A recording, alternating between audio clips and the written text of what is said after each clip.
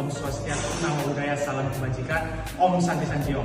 Para sobat hukum yang saya banggakan dimanapun kalian berada, pada hari ini kami dari kelompok 1 akan menyajikan beberapa podcast dan beberapa pertanyaan mengenai edukasi tentang perlindungan terhadap perempuan dan anak. Let's enjoy the podcast. Ada pepatah mengatakan, tak kenal maka tak sayang. Jadi sebelumnya biarkan saya memperkenalkan diri dahulu. Nama saya Richard Etua Reja Tofau dari kelompok 1. Jadi terima kasih untuk kedua narasumber yang sudah bisa menyempatkan hadir. Kak Ella nih, saya mau bertanya nih Kak. Menurut Kakak, pengertian perlindungan terhadap perempuan dan anak itu apa sih? Baik, perlindungan hukum adalah upaya negara dan masyarakat untuk mencegah serta menindak kekerasan atau diskriminasi terhadap perempuan dan anak. Ini mencakup perlindungan fisik, psikis, hukum, hingga sosial. Jawaban yang bagus dari Kak Ella. Jadi kita skip nih ke Bang Bregi dulu. Bang Bregi, ini nih, saya punya pertanyaan. Apa saja sih yang menjadi bentuk-bentuk kekerasan terhadap perempuan dan anak? Tentunya beragam-ragam, misalnya satu yaitu kekerasan fisik seperti pemukulan, penganiayaan. Yang kedua, kekerasan psikis yaitu seperti ancaman, intimidasi, dan penghinaan. Dan yang ketiga yaitu kekerasan seksual seperti pelecehan, pemerkosaan, eksploitasi seksual. Yang keempat yaitu eksploitasi ekonomi seperti pekerja anak, perdagangan manusia. Jadi kita masuk ke segmen berikutnya tentang hukum. Ngomong-ngomong soal hukum nih, apa saja sih undang-undang di Indonesia yang mengatur tentang perlindungan perempuan dan anak? Baik, yang pertama ada Undang-Undang Nomor 23 Tahun 2004 tentang penghapusan kekerasan dalam rumah tangga.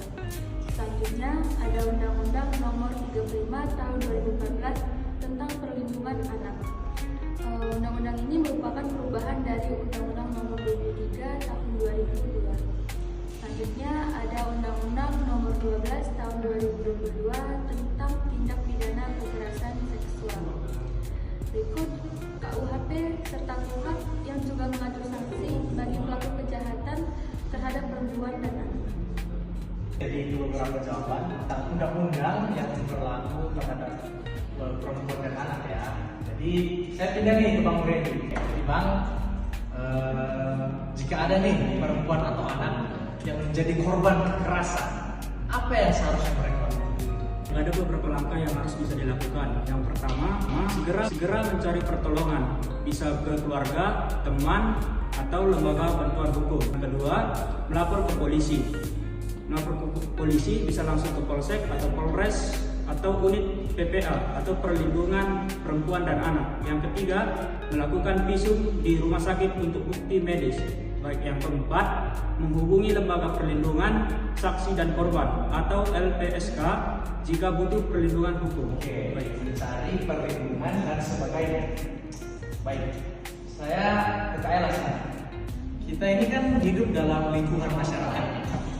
Jadi peran masyarakat itu apa sih dalam perlindungan terhadap perempuan dan anak? Baik, tentu saja masyarakat memiliki peran yang sangat besar untuk tidak diam saat melihat atau mendengar kasus tentang kekerasan.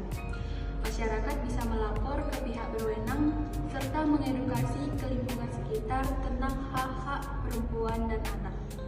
Mendukung korban agar mereka berani berbicara dan mencari keadilan, serta menjadi bagian dari komunitas atau organisasi yang peduli pada isu ini.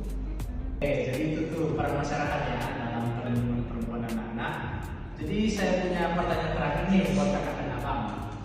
Apa sih pesan kakak dan abang untuk isu perlindungan perempuan dan anak ini? Jadi kekerasan terhadap perempuan dan anak merupakan masalah yang sangat serius yang wajib kita lawan bersama. Jadi jangan takut untuk melaporkan ke pihak berwenang jika kita melihat tindakan kekerasan di sekitar kita. Mari kita ciptakan lingkungan yang aman serta nyaman. Terima kasih juga. Jangan lupa hukum ada untuk melindungi kita. Terima kasih kepada kakak dan abang yang sudah menyempatkan waktu serta memberi jawaban terhadap isu perlindungan perempuan dan anak ini. Demikianlah podcast ini. Sekian dan terima kasih.